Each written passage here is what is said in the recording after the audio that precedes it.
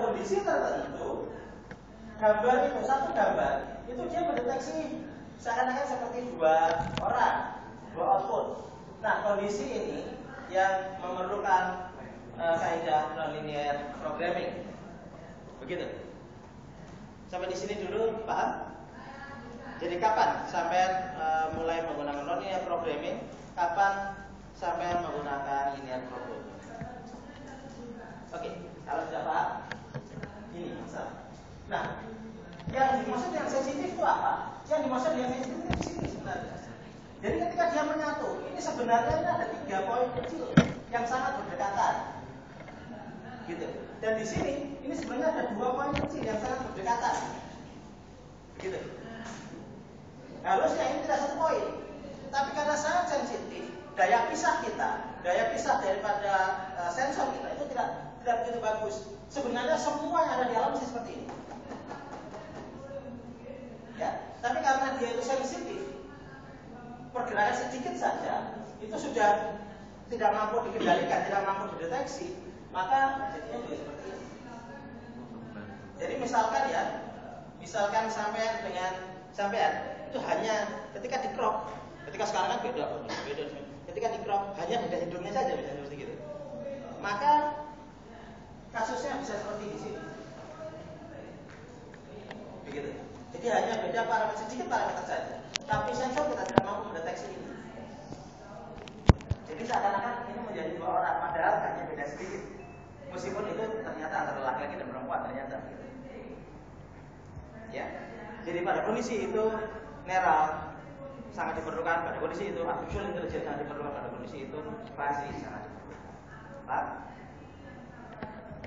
ini yang harus berkali-kali harus saya ceritakan karena di titik ini isunya kritisnya. Tidak banyak orang yang mengajarkan kenapa saya harus pakai fuzzy, kapan saya harus pakai fuzzy. Begitu. Dan di tulisan sampean di blog saya lihat masih ringan, masih belum tajam gitu. Sampai menukil, sampai mencuplik dari punya orang lain, oke. Itu pun menurut saya masih belum tajam. Di titik mana, kapan saya harus menggunakan neural, kapan saya harus menggunakan fuzzy, kapan saya menggunakan artificial intelligence, itu di situ masih ngambang, masih belum tegas. Tapi sebenarnya ini saya ingin cerita. Ketika suatu saat nanti saya melakukan eksplorasi, saya melakukan tugas akhir dan saya menemukan model seperti itu, maka di sini kita menggunakan nonlinear programming. Di sini linear programming. Di sini juga menggunakan nonlinear. Oke, kita sekarang bercerita tentang artificial intelligence. Kita kurang berapa kali kita temukan? 2 kali lagi. Sama tambah. Bisa baca. Nanti kita bertaman lagi di hari Minggu gitu ya.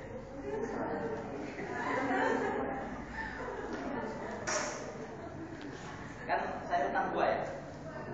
2 apa 3? 2 ya. Iya, minggu depan saya sampai Surabaya hari Rabu ya. Iya. Hari Rabu. Jadi mungkin kita pilih dari Kamis berapa minggu kalau nggak ada kita ke DSI aja. Ya, minggu depan dan minggu depannya lagi saya menjadi juri. Bukan juri itu bahasa Sundanya. Juri. Jadi itu pun sampai hari Rabu. Jadi mungkin kita pilih hari Kamis saja. Tapi nggak tahu karena minggu depan itu DSI sudah dipakai. Ya kita. Oke, kita belajar tentang artificial intelligence. Artificial intelligence itu logika dasarnya, kalau kemarin neural network itu adalah bagaimana cara kerja sel saraf otak manusia yang dipakai untuk membuat mesin bisa berperilaku sebagaimana sel saraf otak manusia. Begitu? Jadi sel saraf otak manusia tadi itu dimodelkan sehingga akhirnya ketika itu dibuat program, maka komputer prosesor seakan-akan punya kemampuan sebagaimana sel saraf manusia. Nah, sekarang bagaimana artificial intelligence? Artificial intelligence itu membuat sebuah model bagaimana manusia berpikir. Ya. Manusia berpikir itu gimana sih? Gitu. Jadi sekarang kita akan bicara bagaimana manusia berpikir. Oke. Ketika manusia itu berpikir, ada sebuah mesin bodoh. Kalau saya bercerita bagaimana sampean itu pasti agak susah ya, karena sampean juga berpikirnya sudah sangat kompleks. Kita anggap aja sekarang itu ada seorang anak yang idiot, seorang anak yang dia hanya ikut ketika ada aturan. Ya, dia tidak boleh berimprovisasi sendiri, dia ngarang-ngarang sendiri dia nggak boleh. Tapi dia harus punya aturan. Oke, si anak tadi itu ketika kita beri surat, anak, saya punya surat, serahkan kepada Bapak Wadek 3 yang ada di gedung ini. Surat ini serahkan ke dia. Oke. Pertama harus dia lakukan apa?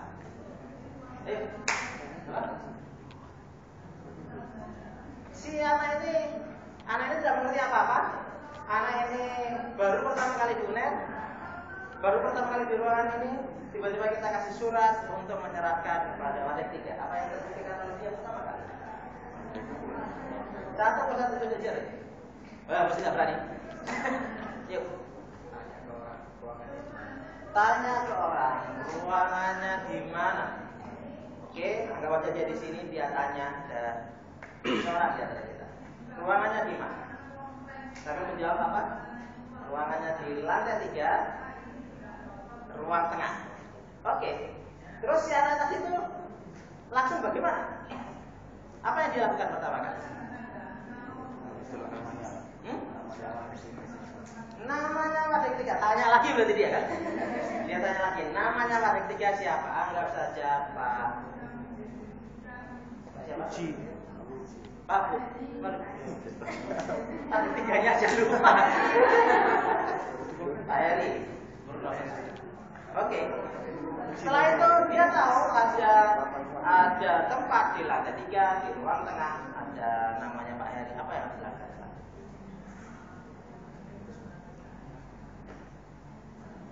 Oke, anggap saja dia sangat bodoh. Gini, saya beri gambaran sekilas dulu sebelum ke sana. Dia ini gini ya, mesin itu sebenarnya tidak seperti sampean ya. Kalau sampean mendapatkan gambar, mencari, melihat ada mobil mana plat nomornya, sampai dengan enaknya itu plat nomornya. Sampai jagoan, otak kita luar biasa. Tapi kalau mesin, bagaimana mendeteksi plat nomor atau mendeteksi wajah seperti kemarin? Nanti ketika UTS, sampai harus bercerita tentang semua yang saya tulis itu. Jadi sampai boleh UTS kalau sudah bercerita di YouTube tentang apa yang sudah saya tuliskan, apa yang sudah saya jelaskan. Termasuk juga salah satu contohnya, termasuk juga bagaimana melakukan cropping wajah. Kan harus mendeteksi dulu kan. Artinya si program, si mesin ini harus mendeteksi definisi wajah itu apa. Dia nggak ngerti karena hanya dia yang dapat gambar. Kalau bagi kita sih keren, ini ada mata, sampai hantu pun kelihatan. Nah, kalau sama robot tadi itu, dia mau keluar saja itu dia bingung kan.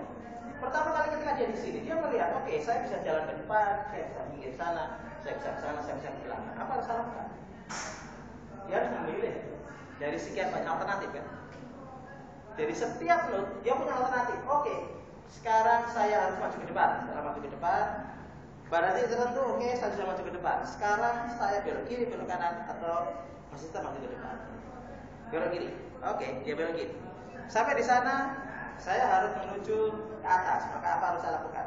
Tetap di setiap kondisi, di beberapa situasi itu dia harus memilih dari pilihan-pilihan yang ada. Selalu ada pilihan-pilihan. Paham? Bagaimana cara dia memilih? Ini otak kita. Kita itu selalu dihadapkan pada pilihan-pilihan. Kan? Seperti yang pernah saya ceritakan bahwa orang cerdas adalah orang yang paham tentang definisi kata penting. Itu tadi. Nanti kita ceritakan tentang export system. Ini artificial intelligence. Jadi ketika ada pilihan, dia harus menentukan saya harus kemana. Saya harus jalan kemana. Saya mau ngambil pilihan yang mana. Di situ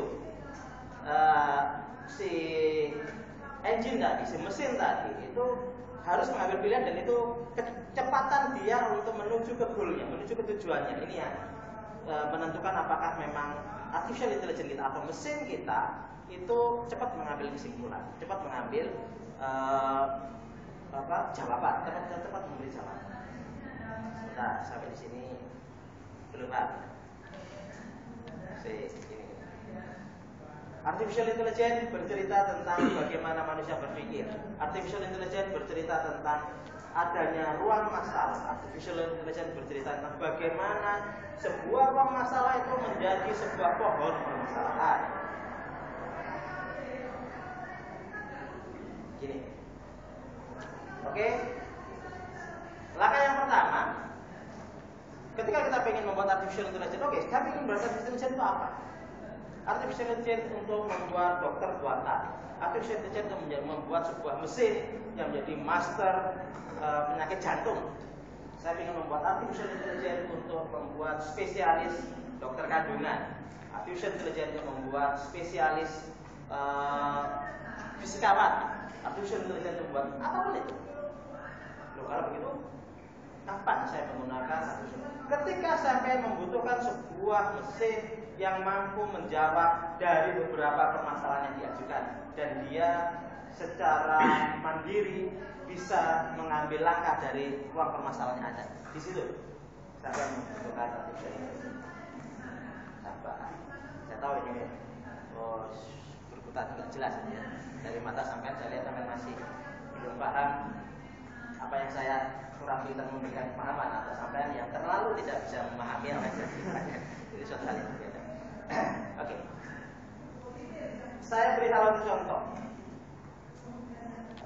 Sangat mungkin. Ayo kita buat, kalau perlu, ini belum ada. Kita membuat dokter umum, sistem intelijen dokter umum. Gitu ya. Jadi orang bisa berkonsultasi kepada komputer. Kan biasanya kan orang kalau ke dokter kadang-kadang malu ya. Misalkan dia sakit apa, dia malu. Ya, kita membuat sebuah mesin yang online yang isinya adalah dokter umum yang tidak orang yang menjawab, tapi mesin yang menjawab. Artificial intelligence. Oke. Dokter umum. Ya, kalau begitu permasalahan di dokter umum itu apa saja? Ada permasalahan otak, ada permasalahan tangan, ada permasalahan kaki. Buatlah, kumpulkan semua permasalahan yang ada. Bisa tadi bantu ada yang menghapuskan ini. Jadi, yang kita pikirkan pertama adalah ketika kita mau membuat artificial intelligence, kita harus mengumpulkan semua masalah yang ada di wilayah itu. Sampai ingin membuat artificial intelligence untuk menangani pemadam kebakaran, maka munculkan semua masalah di area-area kebakaran tadi. Ketika saya membuat artificial intelligence, membuat mesin pintar untuk dokter umum, maka saya harus melakukan list. Ini adalah ruang masalah. Apa saja masalah yang ada? Ini adalah semesta masalah. Saya harus menuliskan di sini masalah yang ada di dokter umum itu adalah masalah kepala, pusing, kemudian ambeien, atau permasalahan-permasalahan yang ada sampai munculkan di sana. Munculkan semua permasalahan yang sangat mungkin untuk seorang dokter umum. Atau kalau misalkan sampai ingin membuat dokter spesialis, misalkan spesialis mata. Di mata itu ada apa? Ada kornea, ada rabun, ada macam-macam, apapun itu. Nyambung nggak penting. Pokoknya sampai masukkan ke sana. Nah, sampai kumpulkan dulu semua masalah, semua kaidah yang ada di area yang sedang kita sampai buat artificial intelligence. Oke, setelah ini selesai, maka sampai harus membuat pohon masalah. Jadi katakan aja mata itu ada kornea, ada apa, kemudian begini, apa. Sampai harus membuat sebuah pohon masalah. ada satu masalah yang tidak punya pohon masalah, ya buat saja. Karena dia tidak menyangkut kemana-mana. Pak? Gitu kan? Jadi ketika kita membuat artificial intelligence, oke, artificial intelligence dokter buatan atau dokter intelijen, ya itu penting. Buatkan ruang masalah, buatkan semua masalah yang ada, yang akan dihadapi, dan buatkan pohon masalah. Tidak? Siapa yang masih belum paham di sini? Ya. Ketika ini sudah dibuatkan pohon masalahnya, maka sampai tinggal membuat mesin inferensi untuk bagaimana si mesin kita memberikan jawaban. Apa itu mesin inferensi?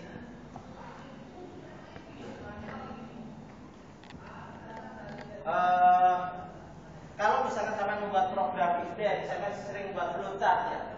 Flowchart dari sini ketika ada percabangan.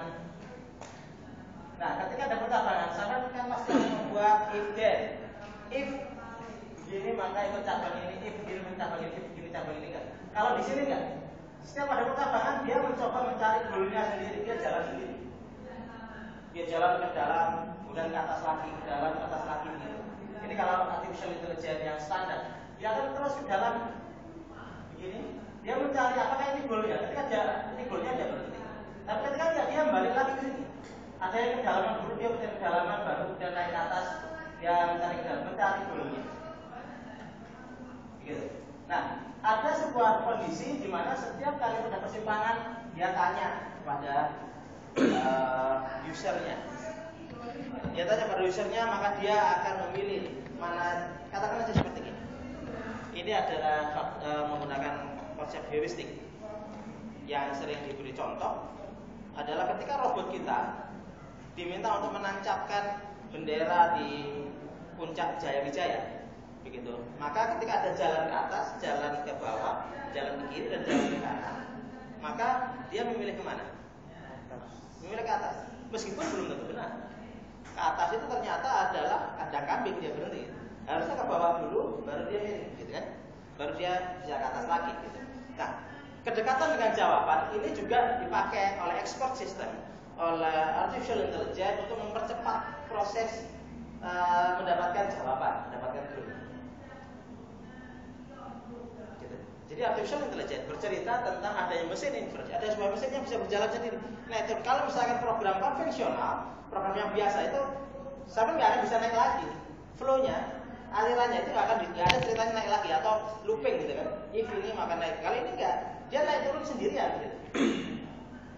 Jadi ada sebuah flow yang akan membuat dia mengatur dia naik turunnya itu dia berjalan dengan sendirinya.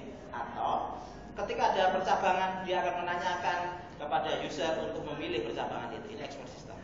Atau kemudian dia ketika ada percabangan dia melakukan heuristik, dia melakukan kedekatan dengan jawaban. Begitu. Sebentar. Paham? Gini. Yang saya cerita tadi sebentar tentang bagaimana asal mula artificial intelligence. Artificial ini relatif tua ya, tahun 45. 1945. Jadi pada saat itu ada kebutuhan, ada sebuah keinginan untuk membuat mesin bisa diajak berinteraksi, mesin diajak bermain catur. Titik yang paling tua adalah bagaimana membuat program catur. Ini paling rumit karena untuk melangkah satu langkah saja itu ada 10 pangkat 16 kemungkinan. Gitu. Jadi percabangannya 10 pangkat 16. Kalau sama menggunakan program if-then standar tidak akan bisa. Oke. Harus menggunakan artificial intelligence. Bagaimana cara artificial intelligence bisa membuat program catur? Sebelum ke sana, pada saat itu orang berpikir bahwa adalah sebuah mimpi bagaimana sebuah mesin itu bisa diajak berinteraksi. Ternyata tidak mampu pada tahun sebelum tahun 45 itu tidak mampu, ada sebuah kesulitan. Maka terpikirkan oleh mereka masalahnya di mana sih? Para ilmuwan berpikir masalah di mana? Kenapa kita tidak mampu untuk membuat sebuah mesin yang bisa berinteraksi dengan manusia? Mereka berpikir karena prosesornya tidak sanggup, prosesornya terlalu lambat, sehingga tidak mampu, memorinya terlalu kecil pada saat ini. Ternyata ketika sekarang prosesornya juga besar, kemudian memorinya juga sudah mulai murah, sudah mulai bisa gede, ternyata juga masih kesulitan untuk membuat program non-linear programming tadi, artificial intelligence tadi. Artinya kalau kita memanfaatkan program konvensional dengan mesin secepat apapun, dengan memori segede apapun, itu tidak sanggup. Akhirnya apa yang dilakukan? Harus menggunakan kaidah non-linear programming, harus ditantang dengan sebuah mekanisme, sebuah model yang non-linear programming juga. Mengerti ya? Jadi sebenarnya yang dulu permasalahannya orang berpikir bahwa karena prosesornya kurang, itu tidak terlalu benar. Yang benar itu adalah bahwa harus menggunakan metode yang non-linear juga. Jadi sama dengan ketika kita menyuntikkan kecerdasan Kasparov di program catur kita, itu sebenarnya kita sudah membuat sebuah knowledge yang sudah ada knowledge base yang berusaha memberikan jawaban kapan dia melangkah pada langkah. Apakah memang melangkah pionnya, apakah dia akan melangkah kudanya?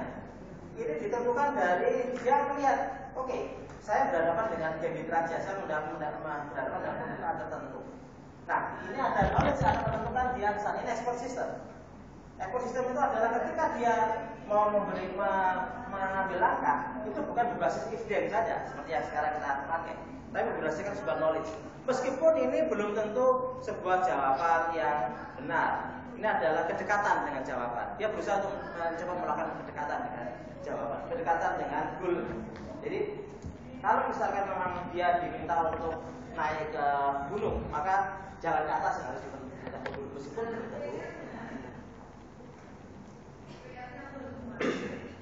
Ya, jadi kalau misalnya kita berpikir kapan, bagaimana kita bisa menggunakan artificial intelligence, ketika ada ruang masalah dan kita minta si komputer itu mengambil sendiri keputusannya terhadap ruang masalah yang ada, gitu. Jadi sampai misalkan seperti gini ya, sampai punya ruang masalah, sampai ingin membuat sebuah program mesin seorang pakar fisika, maka dimunculkan semua teori-teori fisika di sana, dibuatkan pohon permasalahan dari fisika tadi itu. Nah, ketika ada permasalahan kita tanya pada si mesin tadi, maka dia akan menjawab dan kita tidak pernah mengarahkan. Intinya kalau non-linear programming itu kita tidak tahu hasilnya apa. Hasil akhirnya dia tiba-tiba berjalan sendiri dan kemudian dia menempuh, dia berikan jawaban ternyata dari sesuatu yang kita tidak pernah pikirkan. Bisa saja tiba-tiba menemukan sebuah formula baru, itu sangat mungkin. Mengerti ya? Kalau program konvensional kan kita arahkan, kalau nggak begini, kalau begini gimana.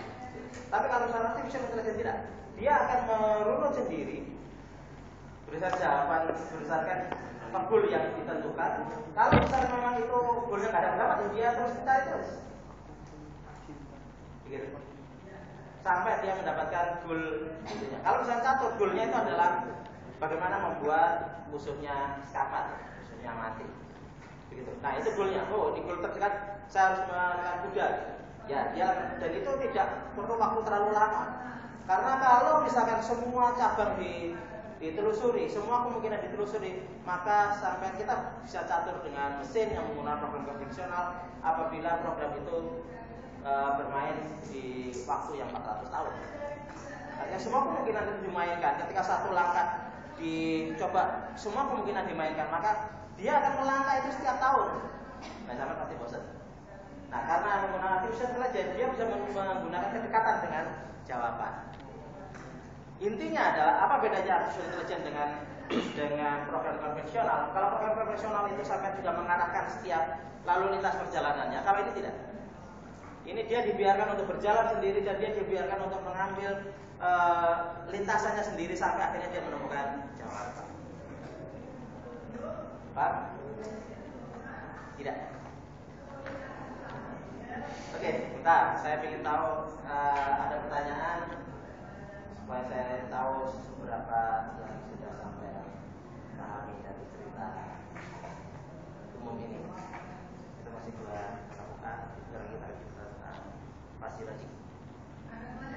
Ya, intinya itu artificial intelligence.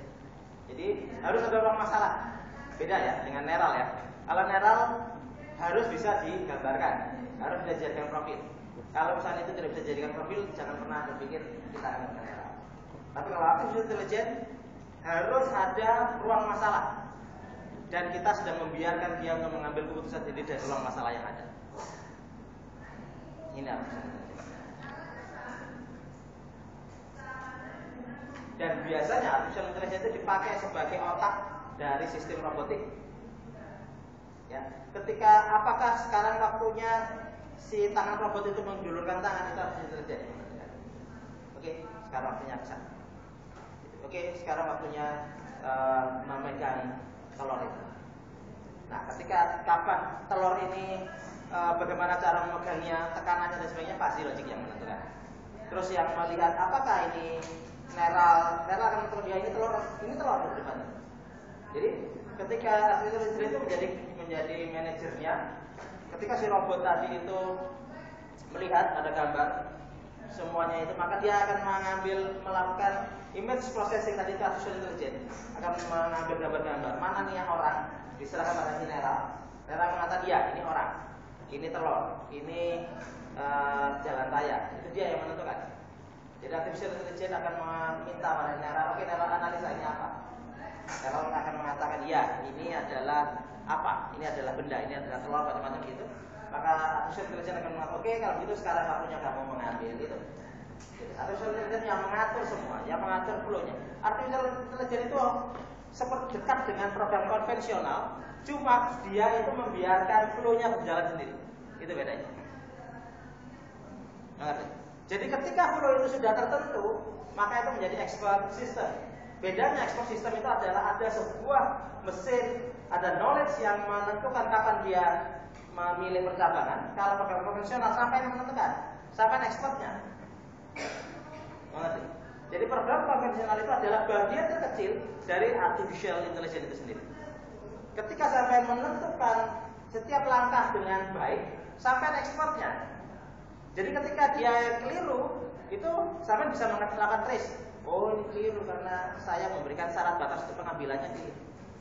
Pasti setiap titik ada percabangan itu harus dipilih mau lewat mana. Paham? Gitu. Sementara kalau misalkan program konvensional itu sampai sangat rigid, sampai sangat kaku untuk menentukan kapan dia harus lewat. Karena nggak bisa balik lagi. Karena nggak ada lintasan oh ini keliru ternyata dia balik lagi. Tapi kalau di artificial intelligence dia akan mampu untuk menelusuri semua percabangan ketika goalnya tidak didapat. Paham?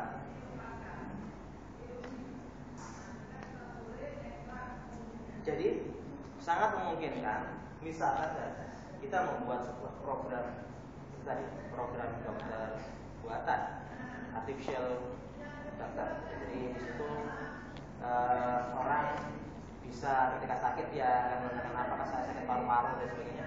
Dia tanya saya sedang sakit, oke. Dia akan membuat pertanyaan karena itu percabangan dia. Ya, percabangan dia itu pertama sakit, kemudian di situ kan ada kepala, ada tangan, ada kaki. Ada sakit di bagian mana? Dia disuruh milih bagian tangan. Apa yang Anda rasakan? Pusing. Nah, itu si artificial harus bisa membuat oke. Sebenarnya goalnya itu adalah dia tuh pusing gitu ya. Gitu. Goalnya adalah dia sering muntah-muntah. Oke, goalnya muntah-muntah. Gitu. Dia muntah-muntah itu bisa saja karena ternyata dia stres. Bisa juga karena dia memang ada lambungnya yang robek. Bisa juga karena macam-macam kan. Kemungkinan banyak, tapi goalnya adalah dia menemukan. Nah, bagaimana sih artificial intelligence bisa menemukan jalurnya, gitu. Sampai dengan seorang dokter beneran kan? Dokter beneran itu ketika sampai berhadapan dengan dokter, atau sekarang misalkan bahkan dengan seorang dokter, saya sakit, maka sampai nggak mungkin guna mengatakan karena stres ya. Belum apa-apa sudah begitu. Ini kalau dokter dukun gitu kan. Tapi kalau misalnya dokternya itu dokter yang umum gitu, dia pasti akan punya orang permasalahan yang ada di diri dia kan. Pasti dia akan meraba, oke, yang Anda rasakan apa? Saya pusing kok kepala. Tentu masalahnya di kepala kan? pusing. Oke, coba pegang matanya, cuma nggak ada hubungannya di sini. Misalkan gitu, coba pegang matanya gitu. Oh, nggak apa-apa. Coba dikasih center gitu ya, matanya gitu kan nggak bisa. Oh, berarti ada sesuatu. Bisa. Nah, apapun itu sebenarnya dokter ini pasti akan merunut pohon masalah yang dia punya. Gitu, sampai akhirnya dia bisa mendapat jawaban. Dokter yang paling baik itu adalah dia yang punya pohon masalah yang paling baik. Artinya gini, ketika sampai membuat ruang masalah dan kemudian merumuskan pohon masalahnya, antara satu dengan yang lain pasti beda. Ada perbedaan, kadang-kadang tidak bisa sama. Sorry. Sangat dimungkinkan ketika sangat kecil itu bisa sangat beda. Ini menentukan seberapa pintar orang, itu adalah seberapa pintar dia merumuskan pohon masalah. Begitu. Ya. Kecerdasan buatan artificial intelligence itu sangat canggih, sangat cerdas apabila pohon masalahnya baik. Ketika ada masalah baru yang muncul, tinggal ditempelin, dia ditempelin ke cabang yang mana. Ketika ada masalah yang baru, tinggal ditempelin cabang yang mana. Begitu. Terus sehingga akhirnya ini menjadi makin besar, sehingga ini makin kompleks. Begitu. Jadi jangan heran apabila suatu saat ketika sampai main game ternyata dia makin pintar gitu ya. Kalau misalnya memang dia mampu untuk ada fasilitas untuk dia meletakkan permasalahan-permasalahan baru di cabang permasalahan yang ada. Gitu. Saya sedang terpikir untuk membuat helpdesk cerdas untuk cyber kampus. Jadi artinya ketika orang nggak tahu, dia tanya di situ, dia langsung diarahkan. Ada begini, silakan begini, silakan begini. Sangat cerdas. Jadi kita hanya menanyakan itu, dia akan menjawab semua permasalahan. Itu sedang saya pikirkan untuk membuat program cerdas. Kalau mau membantu sebagai bagian dari partisipasi sama-sama saya ajari sampai detail sampai jadi bagaimana program artificial intelligence. Saya pernah membuat program artificial intelligence untuk bahasa alami. Jadi bahasa alami itu kalau misalkan sebelumnya kita di komputer itu kan mesti bahasa fix ya, misalnya pakai DOS, del gitu ya, menghapus itu del bintang del doknya ada dir macam-macam gitu ya. Nah itu kan bahasanya kaku ya, misalkan sampai dir root gitu ya, salah gitu aja dia minta error. Nah gimana caranya misalkan kita membuat bahasa alami, kita ngetik siapa namamu, saya si Siti dan begitu. Kemudian siapa dekanmu, gitu ya. Tidak harus bagus seperti siapa gitu. Menurut kamu dekanmu bagaimana? Nah, itu kata-kata semua kemungkinan kata-kata yang ada itu coba kita buatkan ruang permasalahannya sehingga dia bisa menentukan dia harus menjawab apa. Begitu. Ini salah satu contoh untuk artificial intelligence adalah program bahasa alami.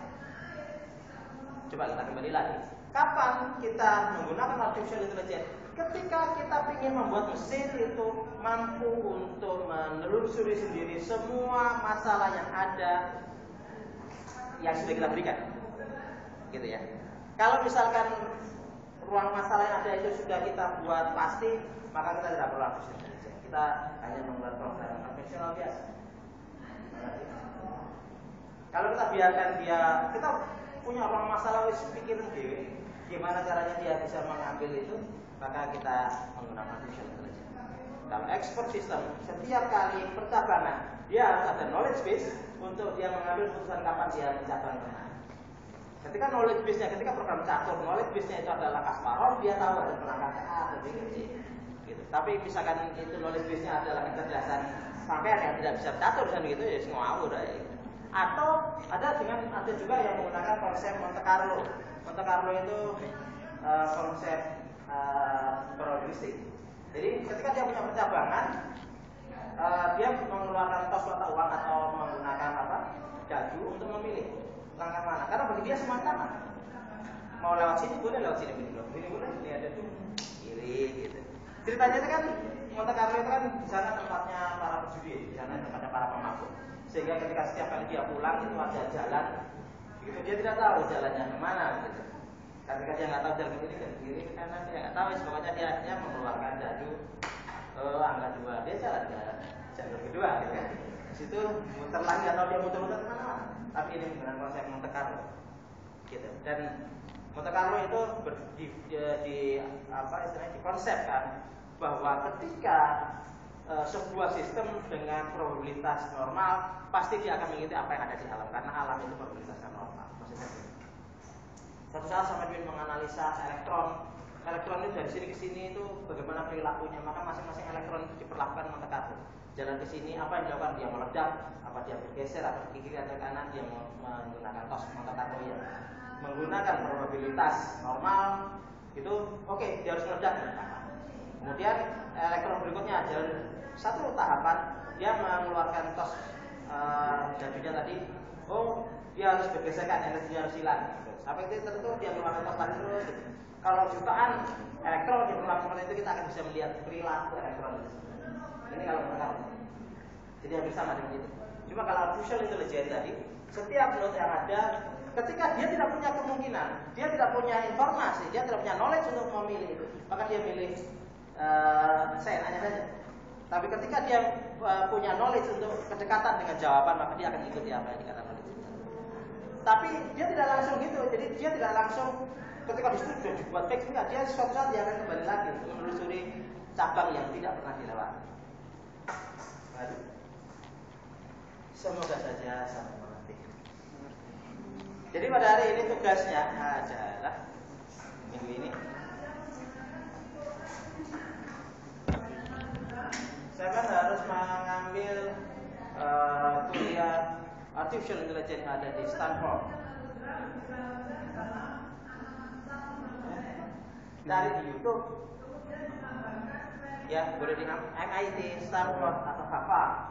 Cari video tentang artificial intelligence dan bahas itu. Ya, analisa, bahas di bawahnya secara detail. Dia sebenarnya bercerita tentang ini, apa yang sedang dia mencoba dia ceritakan dan sebagainya. Kenapa? Videonya ditaruh di paling atas. Ya, kuliah. Jangan penjelasan, kuliah. Mau kuliah umum, mau kuliah khusus boleh. Ya, cari di 3 perguruan tinggi itu apa, Stanford atau MIT. India yang kemarin. India, oh, ada yang India, ya nggak laku. Ya meskipun dia jagoan ya, bagus dia dalam menjelaskannya dan bahasa Inggrisnya ya agak pelan-pelan gitu. Ya, tapi enggak boleh. sing wingi lecturer India, bahasa Inggrisnya enak. Iya, ada versi satu versi India ya. New. Oke, tolong dimatikan dulu.